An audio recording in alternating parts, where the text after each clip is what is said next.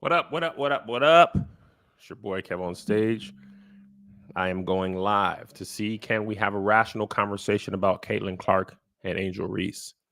Please, if you're not busy, join. If you're at work, you should be doing something more productive with your time. Join. If you're rational, join. Okay? Because sometimes if you're not rational, then don't join. Okay? Because I don't even know how it's possible to have this conversation. But I was thinking about it last night, and I thought I would give it a shot. I would give it a shot because here's the reason I want to give it a shot. I just want to enjoy the WNBA as I have for. And I know I'm asking a lot. I know it's highly unlikely, but I just want to enjoy the WNBA like I do other sports, where it's just mostly about the athletic part. Now I know that's not possible just yet. I don't know how we get there. Okay. But I would like to try. Can we try? We can try. What is life without trying? All right. So here's what I want to start with. And if it just goes all the way left, I'll shut it off and I'll finish watching Samurai Champloo. Okay. If it go left, I got about 10 more episodes of Samurai Champloo. I will watch that and I will take me a nap. That's it. All right. Here's where I want to start. Now, I have a couple thoughts. First, I want to say this. And this is just my thought, and I'm curious if you agree or not agree. I believe that, and I've seen this said before, so I'm not alone in this thought. I believe a lot of the Caitlin Clark Angel Reese conversation resulting discourse is tremendously based on how you see yourself and how you see either Black women or white women, right? If you're a Black man and you see Black women one way, you think one way. If you're a white man, you see white women one way, you think one way, or vice versa. Now, I've always pretty much paid attention to the majority of major sports: football, basketball, baseball, NBA, WNBA. I have not paid close attention to the WNBA regular season since its inception. I'm always kind of aware who won the championship, especially when the Storm were winning the championships, because I always follow Seattle sports. And for a good period of time there, the Storm were the only team in Seattle winning championships, well before the Seahawks won theirs. And obviously the Sonics have been gone. But before then, they had won a championship in like the 70s, I believe. But they hadn't been competing for championships. But the Storm, I believe they've won 4. So I'm always kind of been aware of WNBA discourse, at least the champions. I knew the Aces won the last 2 years. I think this, if I'm not mistaken, the Storm last one in 2020. Of course, when Maya Moore was hooping, I was aware that she was hooping, followed her at UConn. Shamika Holtzclaw was my favorite college player of all time when she was at Tennessee. Then Candace Parker, all that stuff. But I hadn't been tweeting about the WNBA.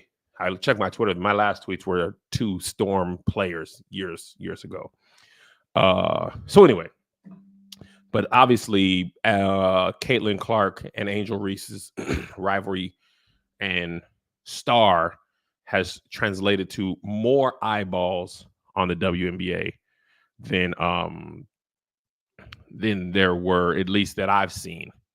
And I mean like on my timelines. I don't remember, outside of activism, the WNBA athletes were first and way more vocal about almost every issue when it comes to activism than any major sport that I can remember. Black Lives Matter,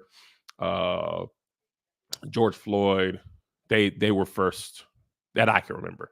So I'm talking about my perspective. I'm not talking about you, yours. I'm talking about from my point of view. And I also was saying this early in the WNBA season.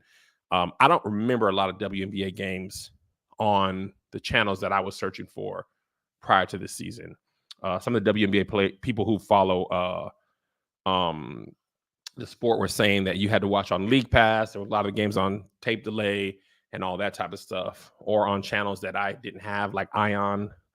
But I remember when the WNBA first started, it was on network television. The playoffs I've seen, but the regular season hasn't been as prominent. So anyway, now here's the thing that I think. Let me start off by saying this, right?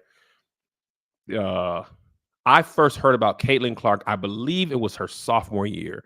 I remember just on my timeline, people like, yo, this girl from Iowa I remember she was shooting deep threes, and she was going for like 30 or 40. If I don't remember, I was like, man, this girl from Iowa is cooking, and she was pulling from deep, and it was like a lot of deep threes. Those clips were going viral and viral. So I was like, yo, man, this Iowa girl. And I don't remember Iowa being a national powerhouse women's collegiate team.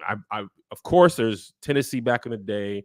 UConn has kind of always been there. Stanford, Baylor, of course, South Carolina since Don came, Notre Dame. Those are like the ones that I remember that were kind of always in the mix of the championships. I don't know if I'm forgetting anybody, but I feel like those ones were winning the majority of the championships after UConn had won like a lot in a row. I remember when I was young, it was either UConn or Tennessee, it seemed like, every year. But then as of late, South Carolina, of course, LSU.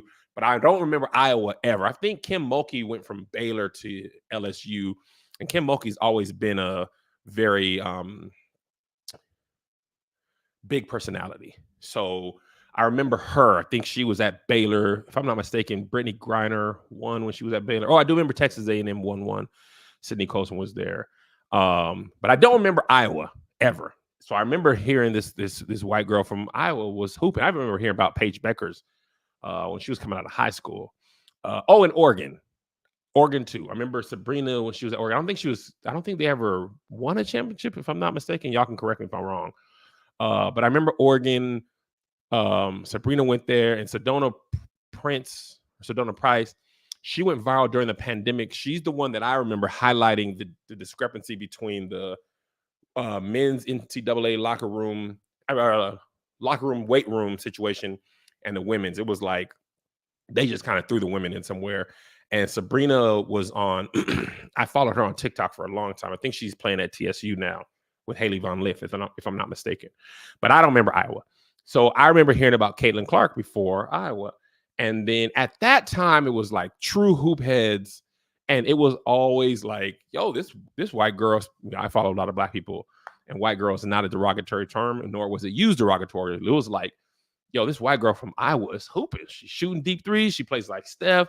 Like she's scoring a lot of points. She might break the record. It was this like conversation. And it was no negativity at all. It was just basketball appreciation of Caitlin Clark. And I remember Caitlin Clark was talking trash too. She was doing this. And I remember she had waved off, if I'm not mistaken, it was Raven Johnson. She had waved her off, and that went viral. She used to do this a lot. Or when she would score, like she was really braggadocious.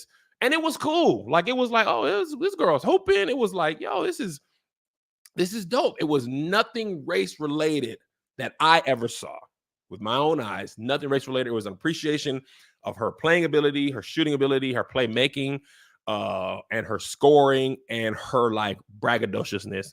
But nobody had brought race into it. And then I remember Angel Reese, Flau'jae came on the scene, and they was like, I remember watching them like, yo, these girls from LSU are balling. And so Angel Reese and LSU came on my radar. That's actually, I found out that Kim Mulkey was at LSU. I didn't know she switched jobs. So I was like following them. I was like, yo, I like this girl, Angel Reese. I like Flau'jae. You know what I'm saying? They had some good hoopers. Okay. And then, and Haley Von Liff. She was at Louisville. And then LSU played Iowa. I don't believe it was for the national championship. I think it was the game before the national championship. If I'm not mistaken, correct me if I'm wrong. I think LSU beat South Carolina that season they won. I think that was Aaliyah Boston's last season. Did LSU beat South Carolina? I'm legit asking because I know they played Iowa, but I think it was the semifinals of the women's Final Four. Was it the national championship? Did LSU beat? Did LSU beat South Carolina for the semifinals? Oh, I got it mixed up. Okay, LSU beat South Carolina for the semifinals, and so Caitlin did play in the national championship two years in a row. Okay, that's right. Because I remember thinking if LSU beats, yeah, y'all right. Okay, I remember thinking if LSU beats South Carolina, they're probably going to win the national championship, or it's going to be a good game. Ah, that's right. The ring thing with Angel Reese. Okay, my bad, y'all. LSU did play Iowa for the national championship the year before last. Angel Reese had a good game, and she went viral because she did this to Caitlin Clark, and she did this. And that's when I remember people saying, oh, wait, Iowa beat South Carolina? Am I tripping? Okay, my bad, y'all. I'm 40 plus. Iowa beat South Carolina. That's right. That's right. Okay, my bad. National championship 2 years ago. Angel Reese goes viral for this. And the moment that happened, at that time, I still was like, yo, this is great. She gave Caitlin Clark a taste of her own medicine. Caitlin Clark will be back next year. I just thought it was super competitive. This is like while I'm watching the game. I remember I was on the road. I think I was in South Carolina when this happened. And Angel did this. She pointed to her ring. Flau'jae and them was super hyped. They was in the locker room. It was super lit. And within the 24 to 48 hours, I remember commentators were saying Angel Reese was classless. I remember hearing Angel Reese is classless. Why would she do that to Caitlin? Blah, blah, blah. Keep it on the court. And that's when I was like, hold up, man. Because that often happens with black and white athletes. They are often categorized very differently. If Tom Brady yells at you on the sidelines because of a bad play, he is passionate. If Des Bryant yells at you on the sidelines or Odell Beckham Jr. yells at you on the sidelines, he is losing control. He has a temper. And even it's not even negatively impacted. They won't say white receivers are fast. It's always like he's sneaky athletic, right? It's just like, and they always compare white receivers to other white receivers instead of the player that is most like them. So it's not uncommon that happened. But I remember at the moment, that's for me when race came into it, when I was like, it wasn't like Caitlin wasn't a braggadocious player. And Angel was doing what Caitlin had did to others, talking trash. And then it became race-based. And then Angel Reese and Caitlin Clark shot up even more. A lot of black people found out about Angel Reese either during that play or afterwards. Jill Biden invited Iowa to the White House, even though they lost. And this is where I'm a black person, right? And here's what I think is happening a little bit. And this is why I wanted to have a rational conversation. Black people, we feel, and maybe white people too, I can't speak for them, but we feel, and I'll speak for myself, and I'll speak for us. We felt, at least on my timeline, an immense urge to protect the LSU team, because that LSU team was black girls, weave, braggadocious. Flau'jae's a rapper. They are not quiet. They remind me of my nieces. That's why I love that LSU team. My nieces are big, big personalities, braggadocious, long weave, bust downs, lashes. And that's how that LSU team was. That's why I was like, oh, they a good time. And when Jill Biden invited Iowa to the White House, I was like, and a lot of black people were like, yo, why are you inviting the losing team to the White House? Like, nobody thought to invite South Carolina to the White House. They like, you don't invite the losing team to the White House, right? But Jill Biden's white, Caitlin Clark's white, the majority of the Iowa team is white, not the entire team, but the majority. I think Hannah Stokey is black. Hannah Stokey, Kate Martin, Caitlin Clark are the only players I can think of off the top of my head. But obviously, Iowa is a very white place.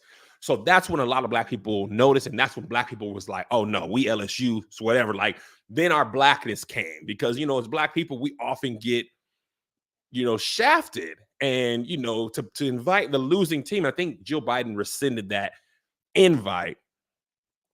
If I'm not mistaken, she rescinded that invite. She was like, "I'm tripping, y'all." I don't know why I said what I said. But anyway, so that was the big thing. So I feel like the whole rest of the next year, the conversations about Caitlin and Angel, well, let me clarify. I don't remember national conversations about Angel on my timeline prior to this. I remember watching them and being like, I like this team, but I don't remember people talking about them by and large on my timeline, and see First Take or any of the conversation, even sports pages I see talking about them. Right. So then the next season came, and LSU played Iowa again. Right. And this time Iowa won. And when Iowa won, and y'all correct me if I'm wrong, Angel's post-game press conference after that loss, she was crying and she was saying how like it's a lot. She's a lot of racism, a lot of death threats, and all that type of stuff. And she just wants to play basketball. And I remember certain commentators was like, "You can't be the big bad villain, and then you got to behave. You can't have that dog in you and then cry when you lose. You can't talk crazy when you win and then cry when you lose." And Angel was talking about the racism, not the competitive nature, right? And y'all let me know, is that correct? That was after the uh semifinals, right? Okay. Yeah, it looks like okay, cool. So they was going in on Angel Reese. And she basically had said she dealt with racism the entire season, all that type of stuff. Long story short, Caitlin goes to the national championship and she loses to South Carolina. 38-0. I think they would become 39-0. Right. So let me just block some people who are annoying me. Was it the Elite Eight? Okay, my bad. Okay. So then South Carolina won. Don Staley has been on the record for praising Caitlin Clark almost at every turn. Louis Vuitton Don was like, Caitlin is the single. I remember making a video about this. Don said Caitlin is the single reason we are having a boost in women's sports. She's going to go to the WNBA, right? Caitlin was the presumptive number one pick for the WNBA. This is when I remember current WNBA, because people were saying Caitlin Clark, I'm gonna call them super fans, right? Because I think there's Caitlin Clark fans of basketball, and then there's like the super fans who are like using Caitlin Clark. This is actually how I feel. I'm gonna pause here. There is an enormous amount of people who are using Caitlin Clark and Angel Reese to push how they feel about race in America. And you can see how they feel about race in America by how they talk about Caitlin Clark and Angel Reese. It's the way Black people are vilified in the media, in the news, how that translates to me directly to how people talk about and view Caitlin Clark and Angel Reese. And I'm not talking about Caitlin Clark and Angel Reese themselves.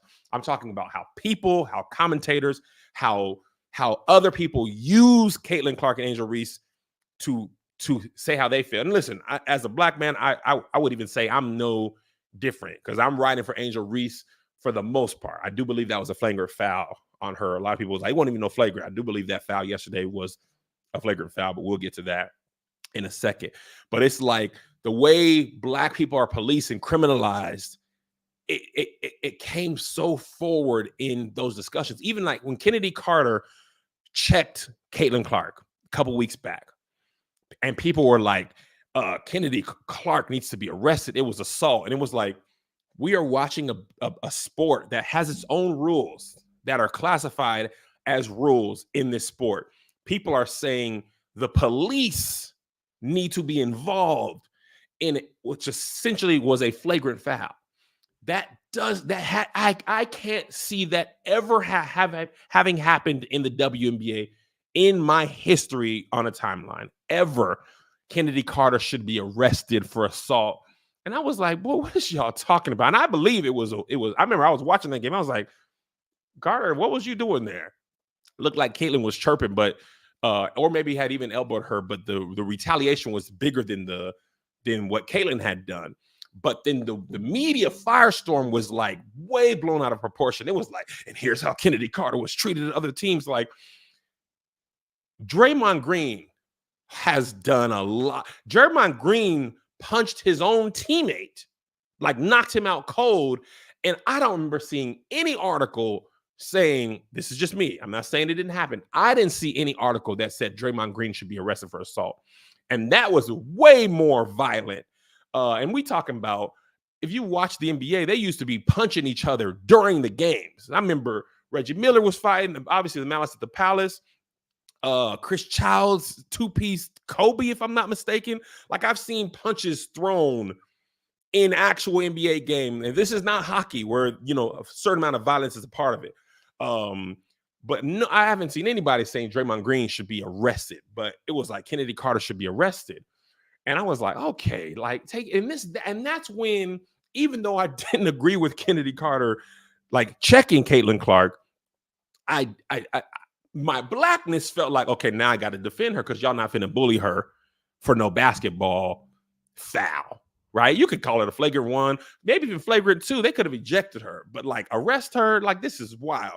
But as a black man, when I see people going in on black women, then it becomes my blackness overrides the thing. I'd be like, okay, forget everything. I'm black first. And when you have been black and you've been treated a certain way in America, and you watch how black people and black women, specifically black women, are talked about, and you see that happen, then I'm like, okay, now I just got to defend them regardless, because if it's going to be all y'all versus them, then I don't even care if they're wrong. That's how I be feeling. I'd be like, nah, nigga, well, because Angel said, yesterday when Angel did that flagrant foul, I was like, she was obviously going for the ball. And then, people went crazy. So I'd be feeling like, okay, now, even though I thought it was a flagrant 1, I'm on her side again, not towards Caitlin Clark. Now, here's the one thing I want to say about Caitlin Clark. She was quiet on a lot of issues. And that's her right. Right? She was like, I'm not on social media. I'm just playing basketball. I'm not on social media. I'm just playing basketball. I'm not on social media. I'm just playing basketball. And I was feeling like that's her right, but it's also a privilege, because black women, the ones that interact with you, the one in the league, they're all having to deal with questions about you on social media, as well as having to play basketball. But as of late, I'd say in the last 2 weeks, maybe 10 days, she's had some press conferences where I believe she's had some answers that were different than the way she used to answer questions. Yesterday, when she got hit in the head by Angel Reese, she could have easily said that wasn't a basketball play. She was gunning for me. And she was like, that's just a basketball play. She's going for the ball. She's a great competitor. Where her words could have added fuel to the fire, she did not do that. And then last weekend, I believe, they were asking her, like, how does she feel about people using her in social media? And she was like, I don't like that, right? That was 2 times that I've seen her be like, this ain't cool, right? Now, Caitlin Clark is from Iowa. I'm not making too many presumptions on this girl because I don't know her, and I like her and I want to root for her. But that girl is from Iowa, and she's trying to sell herself. And I think a lot of black people want her to be like Paige Beckers, who is like supremely ally. She says a lot of the stuff that we want white athletes to say if they're on our side, where they go above and beyond. I don't think Caitlin Clark is going to become Paige Beckers, but she poured a little water where she could have poured gasoline. And I appreciated that from her. So let me back up to when Caitlin was about to get drafted. Caitlin was about to get drafted, and I'm going to be straight up honest. Because of Caitlin's game, I thought it would translate pretty seamlessly to the WNBA. That was a mistake. I realize that now. I thought because Caitlin Clark was shooting deep threes, she was, she was that fade to the left three that she pulling from the, not the corner, but like the left side. I thought that step back game, I thought that was going to translate. I remember watching LeBron James in high school, and then when he went to the NBA, his game translated immediately. A couple of WNBA players was like, people were saying Caitlin Clark will go to the WNBA and she gonna cook. She gonna be going for 30. Like I saw that a lot. They're going for 30 all the time, 30 all the time. She's gonna be cooking the WNBA. She's gonna bring all these eyeballs. And then Diana Taurasi and a couple of other WNBA players were like, I don't think Caitlin Clark gonna come and cook like that in the league. Y'all are underestimating the WNBA. So I was very curious, right? And I've been watching Diana Taurasi, fierce competitor since she was at UConn. And I was like, I want to see, because I want to see if I was wrong, right? And she was talking about the physicality. Now I'll just stop and say here, I went to a WNBA game and I've been watching more than I ever did in my life. It is a much more physical game than I realized. The game, I went to the Aces Liberty game on Saturday. When I tell you them refs let them play like some 80s and 90s NBA basketball, I've seen a lot of like clips and compilations of how physical the game is, how many fouls. Like them women play a very physical game. It's funny, a lot of NBA fans say the NBA is soft. They don't play physical. There's a lot of flopping. I've seen the physicality a lot of people want in the NBA. It's in the WNBA. They don't be soft. When they go to fight and pushing, it ain't the fake NBA fights. Like they be going to play for real. I seen Kelsey Plum. She got thrown to the ground. Lainey Hamilton, I forget her first name, on the Liberty. She threw Kelsey Plum to the ground on that game. The refs, not only did they not call a flagrant foul, they didn't call a foul, period. But I'm talking about the way the screens are playing, the way like they play a very physical brand of basketball in the WNBA. I didn't know. I told you I hadn't been watching the regular season in many years. I've just been keeping up with the playoffs, but I'm keeping up like watching the final 4 or 5 minutes of key games. I'm not watching full games. I'm watching full games. And then seeing them up close, bruh, very physical. And Diana Taurasi had said Caitlin Clark's going to struggle in the WNBA because of the physicality, and we be hooping on there. And also, I will say this too. The WNBA only has 12 teams. 12 teams, 12 players. There's 144 players. So the caliber of opponent is better. I remember watching Caitlin Clark play South Carolina, and Raven Johnson, what Raven Johnson did on her in the second half of the first, probably about 3/4 of the game, Raven Johnson was D'ing her up. And people who follow the WNBA was like, there's a Raven Johnson on every single team. Caitlin Clark is going to struggle early on. And most people who said that didn't say she's never going to be good. They were just like, she's going to struggle with the physicality right out of the gate. The women are bigger and stronger than Caitlin, who, when she came into the WNBA, she had been out of college like less than 2 months. Like there wasn't even a chance to go into the weight room. Like you just played in April. I believe the national championship was in April because I was at WrestleMania. By late May, or was it May the season had started, or June? Was it May? I feel like Caitlin was playing. It was less than 3 months for sure. It might have been the next month or early June. No, it had to be May. It had to be May. No, it was May. Let's say 2 months though. And she struggled and still struggles with that physicality. Them girls coming off the screen, everybody's quicker, faster, stronger. Their recovery speed. I've seen her make a lot of turnovers. A lot of the long passes she used to get away with Iowa, they've been getting stolen a lot more. Them entry passes that I've seen her get away with thread in college, them entry passes are getting stolen, but she's getting better. Like she had her best game that I've seen yesterday.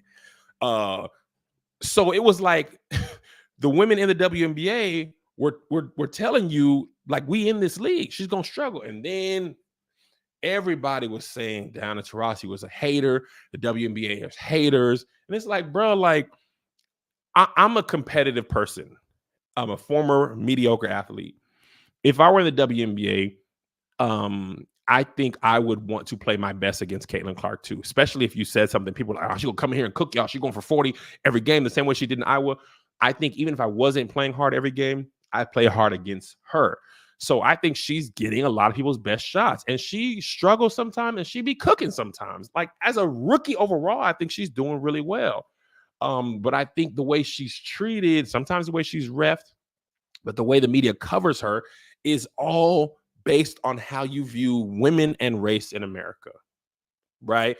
Cameron Brink was saying that, the WNBA, if you haven't watched it, it's a very Black, very queer league. And Cameron Brink was saying, as a straight person, there's a certain amount of privilege, a straight white woman, there's a certain amount of privilege she has and power she has because of how she presents. There's a lot of masculine presenting women in the WNBA, right? And Cameron Brink was like, I'm a white, feminine presenting person. There's a certain amount of privilege that comes with either of those, but both of those, I have that, right? And she was saying she wants to basically bring everybody along. And I think a lot of times what I don't like, this is just my opinion, I don't like this whole WNBA should be grateful that Caitlin Clark is here to save the day. That's what I don't like. The league has been here for 26 years. Okay. There's been great players. The NBA, if you compare the first 26 years of the NBA and the first 26 years of the WNBA, it took a long time for the NBA to catch on. And there's a chicken or egg thing. It's like the WNBA wasn't on as much, so you couldn't become a fan of it as much. You had to go out of your way to watch the WNBA in years past. I was following because, again, that was the only Storm team that was good, and I'm a fan of basketball, women's basketball included. And even me, a fan of that, I wasn't watching the regular season. And in the summers, that's the perfect time to watch a sport because I would rather watch nothing than watch baseball. So if there were WNBA games on regularly, I would have watched them. People were like, well, WNBA is not popular. Well, it can't be popular if it's not on TV. Well, why would put on TV? Well, people can't watch it. Well, you can't watch if it's not available. What would have to have happened is specific investment in marketing at a loss to make sure that it can have success, right? That's TV partnerships and all that type of stuff, which is coming along now. Now, the same way Magic Johnson and Larry Bird's college rivalry at Indiana and Michigan State, or Indiana State and Michigan State. I can't remember where Bird went. I know it was a place in Indiana, and Magic went to Michigan State. The way their national championship was watched tremendously, and then they came into the NBA, and their rivalry continued, and that race element of it elevated the whole league. That's the same thing that's happened with Caitlin Clark. But the way Caitlin Clark is treated in the media and the way Angel Reese is treated in the media are very different. Thank you, Mr. Rosa. It is Indiana State. I thought it was Indiana State because I know he didn't play for the Hoosiers, but I couldn't remember. I think he was blue and white, and Michigan was green and white. And that's the part where I think, and listen, there's a lot of political pundits, but in my eyes,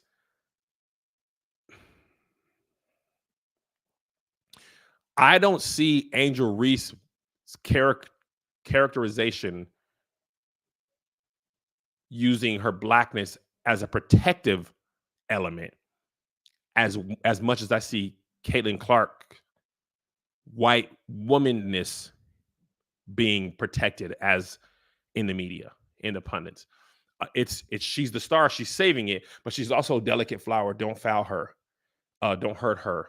She is your savior. She's gonna grow the game. She's gonna do all these things. Like she should be on the Olympics team. That's the thing where she didn't even say that. But it's like there's other people who would have been on the Olympics team if that next spot was up long before Caitlin Clark would be there.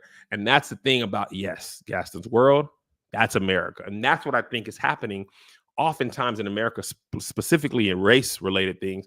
People use specific things to push their narrative regardless of how they feel. I don't be thinking people are watching these games. Like yesterday when Angel Reese fouled Caitlin Clark, within 2 hours, Deadline Hollywood was tweeting an article about a flagrant foul.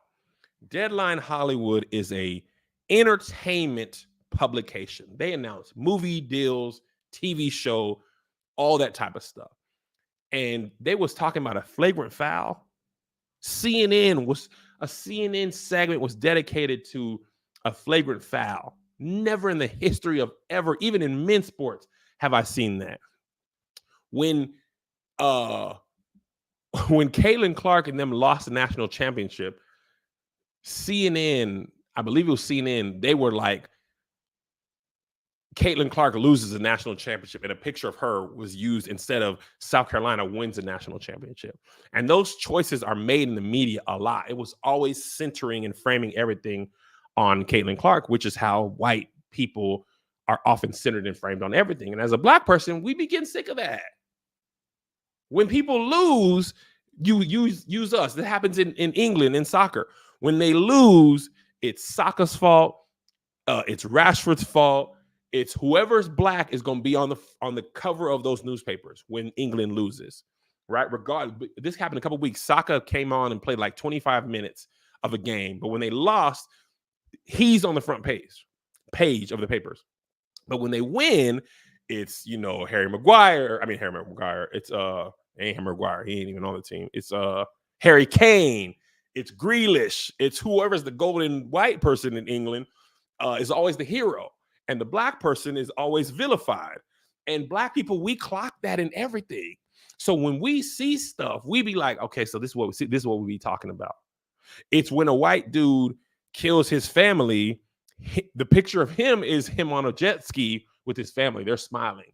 When a Black dude protects somebody, it's his mugshot that they use. It's former prisoner saves the day. It's his mugshot. But when the white dude's the criminal, it's him with his family, people he murdered in the picture, not his mugshot. This is the happy family. That kind of stuff happens in the media all the time. And I don't think other races notice it as much as Black people notice it. We clock that stuff all the time. So this whole Angel Reese thing, I'm going to be honest, I'm going to say this, and I don't want to say this, but I want to say this. My Blackness, I don't want to say this. I'm going to say it, though, because it's the truth, and I want to have the real conversation, like I said. My Blackness makes it hard for me to root for Caitlin because it feels like I'm rooting for the white person to come save the day.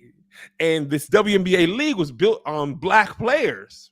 Right? I remember Cynthia Cooper, Cheryl Swoops, Lisa Led, Rebecca Lobo was there too. I remember all of them, but it's like the league made it through the doldrums of 26 years. And now here comes Caitlin Clark to save the day. And I'd be like, I want to root for her as a basketball player, but I can't do it at the expense of my Blackness. So I'd be wanting to tweet or be positive stuff, but I'd be like, whoo, but I don't want to be the guy to save the day. And that's why I wanted to have the conversation, because hooping for hooping, I want to be there for you, but I don't want my words to be making it seem like I ain't there for my people first, because it's Black people, it's for Black people anyway. I'm gonna ride for them first. So I want to cheer for both of them. But they're not both being treated the same way. So what I really end up doing is going harder for Angel Reese, because she's having a harder conversation and she's having a harder journey. Caitlin Clark's not dealing with a whole bunch of race. There's not as many Black people in her comments calling her everything but a child of God the way Angel Reese is. Her comment section is not getting destroyed the way Angel Reese is. So I feel like I'd be like, nah, I got to be with Angel Reese. I got to buy her jersey. I got to go for her even more. I got to support her, because I'd be like, she's having to deal with the basketball element, and she actually transitioned really well to the league. Physically, I think she's leading the WNBA in offensive rebounds, and she might be top 5 in rebounds, period. Right, so she's having an amazing season, especially June. She's doing very well. I think she had like 6 or 7 double doubles, and it's like I'm gonna go harder for her because she's having it harder. But I want to be like, but with the NBA, I can root for Luka or Porzingis. I never feel like I have to enter my Blackness in those conversations. I can say Luka had a great game, Luka had a terrible game. I never feel nothing, because I don't feel like LeBron's getting treated one way on the race account if it's not like a racial thing. Like when there's something happening in Black America, LeBron's gonna have something different than Luka. But basketball wise, I can just focus on the basketball element, where because of race, sexuality, right? That's another big part of intersectionality affects the WNBA in a way it does not affect the NBA. You got a lot of Black queer women who present masculine, and then the media is harsher on them. They're harsh on black women just for being black women. They're harsh on gay women for being gay, but you black and gay, and now you're the person who's jealous of a white woman, then it'd be like, nah, I got to be with the black folks and I got to be with the gay folk because they getting killed on both ends. And that's the part where I'd be like, as a black person, I got to go with my people. And I don't know how, double minority. I don't know how we can, I agree with this too. Caitlin Clark's silence on the subject has made her complicit. I agree. And maybe she feels like, I wish I could just play basketball. But listen, it's a privilege that you can say, I don't have to focus on all that, because other people do have to focus on all that. So it feels like somebody in her team was like, listen, girl, I know we told you to say this, but you can't say this no more. You ain't got to be Paige, but you can't say you oblivious to everything, because it's just not social media. It's in the regular media.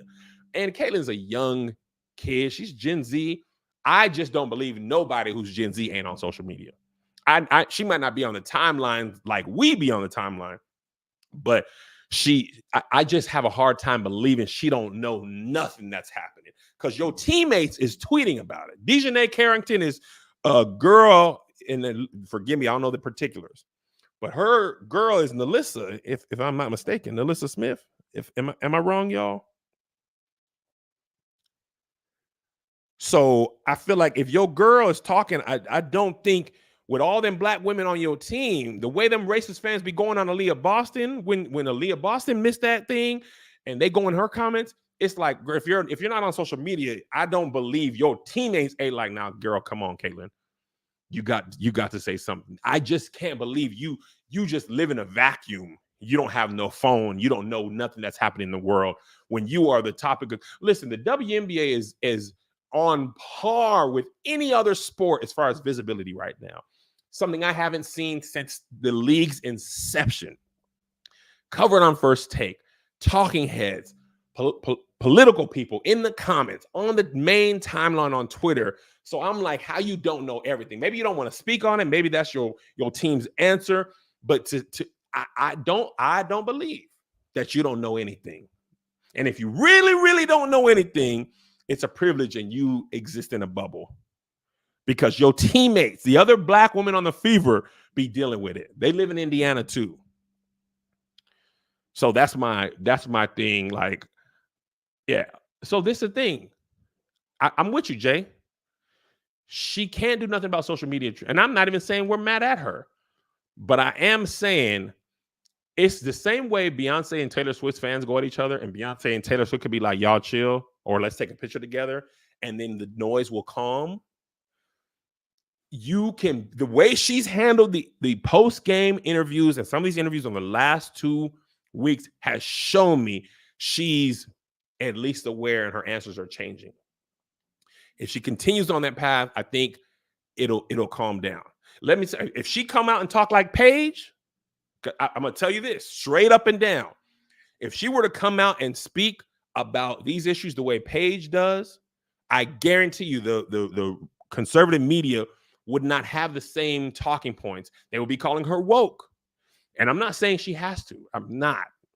But if she did have some of the same speaking points that Paige be talking about, that Cameron Brink be talking about, and then people couldn't use her to make their point the same way because her words would be incongruent with their words, I bet you we'd be talking about basketball for basketball. I bet you we'd be talking about basketball for basketball if she started speaking like that. She's done a little bit over the last 10 days. If she did more, they'd be like, Caitlin's gone woke. The woke mob has gone to her. Black people would have pressured her. It'd be a different conversation. And I'm not even saying she has to do that, but I'm saying they wouldn't be able to use it. When she was silent, people could assume, well, if you ain't saying nothing, then I'm going to go ahead and jump out here and saying this is what you said. But if you don't say it, but when you do say, that's actually not cool. Sometimes that's all you got to do is say it's not cool. So why can't CC just be CC? Because nigga, it don't work like that. Because Angel can't just be Angel. That's why. And that's why. Maybe, listen, I agree with you. Caitlin Clark don't have to listen to me at all. She don't know who Kev on Stage is. He didn't make Complex's list of top 20 funny internet comedians. Okay? All I'm saying is people can crusade on her behalf, and she could quell that if she wants to. If she doesn't want to, that's fine. But then the conversations are going to be different. That's all I'm saying. The woman is a full-grown adult woman. She can do whatever she want to do. But how you choose to handle situations is how people are going to see how you handle situations, right? And I want to root for her on basketball. She is a great basketball player. I really enjoy her style. She's an amazing shooter, scorer, but she's also equally adept as a playmaker. The last couple games, especially yesterday, her and Aaliyah Boston, I think that's going to be a good little 1-2. Aaliyah been closing games pretty well in the last 3 or 4 games that I've seen. She struggled early on closing games, but she's been playing well. And I've been watching her because she was in the South Carolina. You know, I'm following Dawn Staley. I've been a fan of Dawn Staley since she was on Martin, WNBA's inception. So I want her to win too.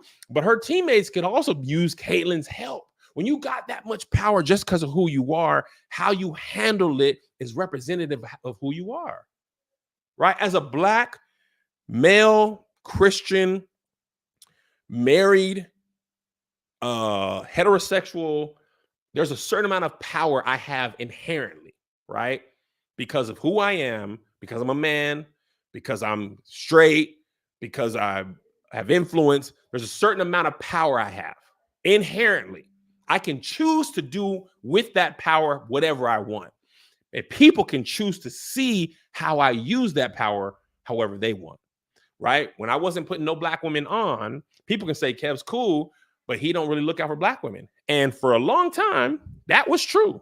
Right? It wasn't until the pandemic and I learned about intersectionality that I was like, okay, I got to start using my power to look out for Black women. Right? That's when I hired Angel. That's when I took Angel on tour, hired Mel Mitchell and took her on tour with me.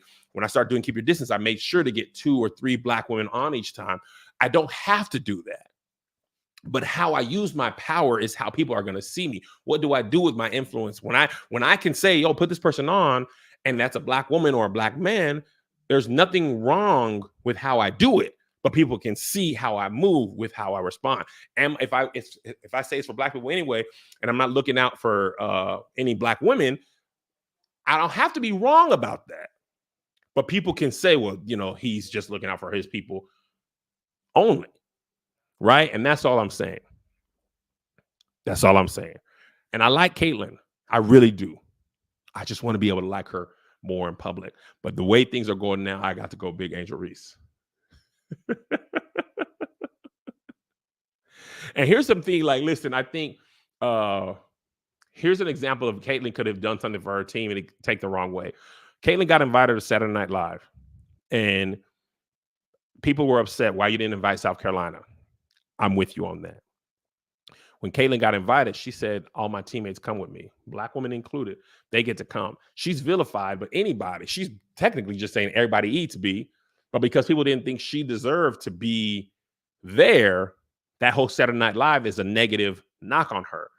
That part I feel like is a little unfair because although Saturday Night Live could have invited South Carolina, they going with the people that they know who watches Saturday Night Live more than anybody is going to be gravitating towards that girl.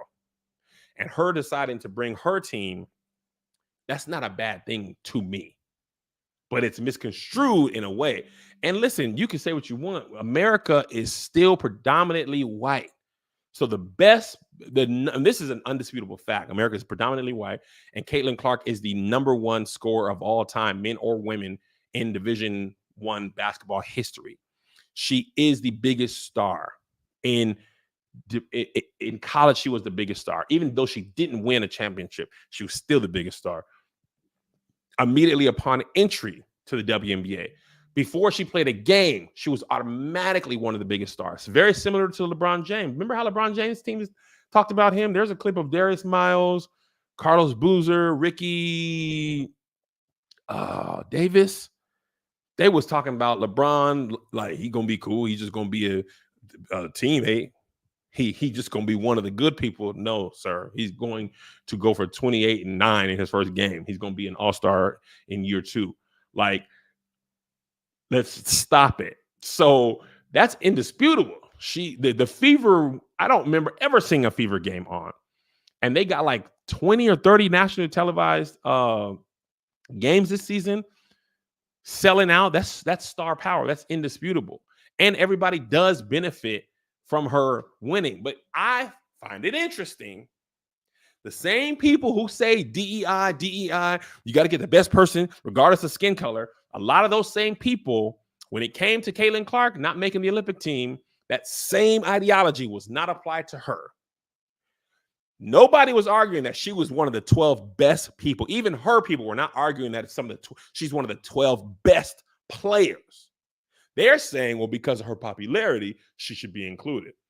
Popularity, skin color, replace those two. Well, not that you see when it's a black person who is not even saying take me because I'm more popular. They're saying consider me. I'm probably better. That's a DEI hire. If anybody looks out for black people and just includes them in the conversation and is not choosing a white person first, that's DEI. That's affirmative action. But when you can't argue that she's better than anybody, people were saying, well, she's better than Diana Taurasi, I wouldn't even give you that. And even if she was better, she's not experienced on the international stage. She's not a veteran. When you're building a team, you need veteran leadership. You need international experience. If you watch the men's NBA, the men's international teams, when they just throw anybody out there and they don't have the right mix of people, they don't win gold all the time. So when you're building a team, you need the right pieces. And sometimes that's veteran leadership and people who've been there, who understand how international games go, right? So you couldn't argue if she's one of the top 12. Even if you said she's better than Diana Taurasi, I would disagree with you. And even if she was better, I would disagree that she's the player to replace somebody, because if it wasn't Diana Taurasi, it could have been a lot of people before it got to Caitlin. And Caitlin was like, I get it. And people were like, nah, man, put Caitlin on there to grow the sport. And I just thought that was interesting because it's the Olympics. And we, as a people, even people who have issues with America, we going to turn on them Olympics and watch everything, every sport. I've watched synchronized swimming. It's one of my favorite Olympic sports. I watch curling. You grow in the game. And the Olympic Games is not even the WNBA. So watching the Olympics, I don't even know how much that would directly translate to the WNBA, because the Olympics are free on NBC. WNBA is not free and very rarely on NBC, ABC. So, yeah.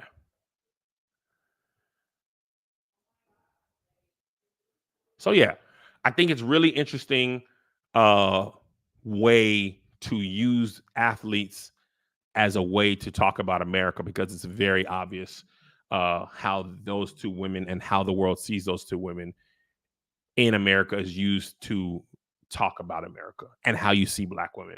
I've said this and I've seen this said a lot. How you talk about the WNBA, specifically Angel and Caitlin, is often very reflective of how you see those type of women in your community, period. So, yeah, Caitlin is unequivocally the bigger star. However, part of the reason Caitlin is a big star is because of her interactions with Angel Reese. Angel Reese and this moment is what catapulted that conversation to a national stage. Caitlin was already the bigger star. She's probably been a bigger star than Angel their entire career. However, a lot of people were talking about Caitlin because of her interaction with Angel. And to act like that's not true is just disingenuous to Angel Reese. Angel Reese is the foil. If Caitlin Clark is the protective white angel, Angel Reese is being positioned as her foil, the braggadocious physical black woman. We must protect Caitlin from her. I'm not saying Caitlin is doing this. I'm talking about the way people are framing them. So that race plus rivalry equals ratings. And Angel Reese is not backing down from the media. She's taking it in stride. She talks a lot of trash, but Caitlin does too. I just wish they both could talk trash and it'd be talked about the same way. That's all I'm saying. Yes, Lonnie, a lot of it became racially motivated. Batman needs the Joker. That's all I'm saying. So it's Magic and Bird 2.0. Magic was Bird was the great white hype, the great white hope. Magic was he's the jive turkey from Michigan. Look at Magic. He's so cool. He's in LA. Black people being called flashy and all that stuff. Look at his smile. Look at the flash. And Larry Bird's just a hardworking, red-blooded American from Indiana. He just wants to go and play basketball and be a family man. He wants to drink a beer. That is how people, white men and black men, were characterized in America as well. Larry Bird and Magic Johnson were just things to put those signals on top. We could project the way America would. Larry Bird don't have the fur coat. He's not smiling for the cameras. He's not glitzing camera. He's an everyday working red-blooded American in Boston. Like, you couldn't have had it better.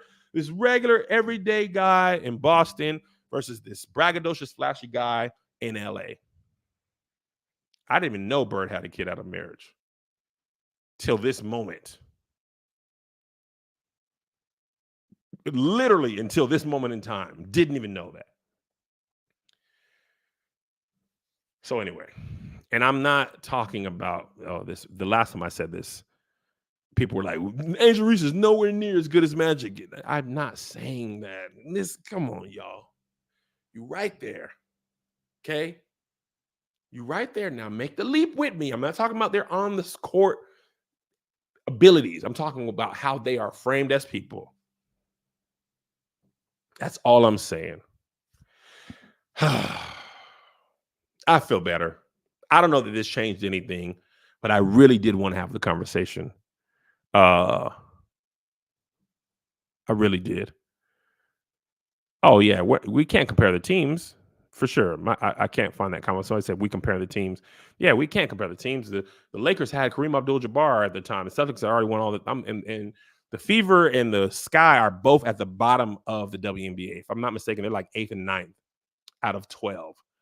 If I'm not mistaken, only the Mystics. I don't know everybody who's playing worse than them, but they are at the bottom. But I'm talking about how they. Okay, I'm repeating myself. Well, it's been fun. I enjoyed this. I hope you guys have a great day. Celtics versus Mavs tonight. This NBA Finals ain't been final in the way they finaled in the past. I don't know what it is. This is an elimination game, and I just feel like it ain't hitting like the finals have hit before.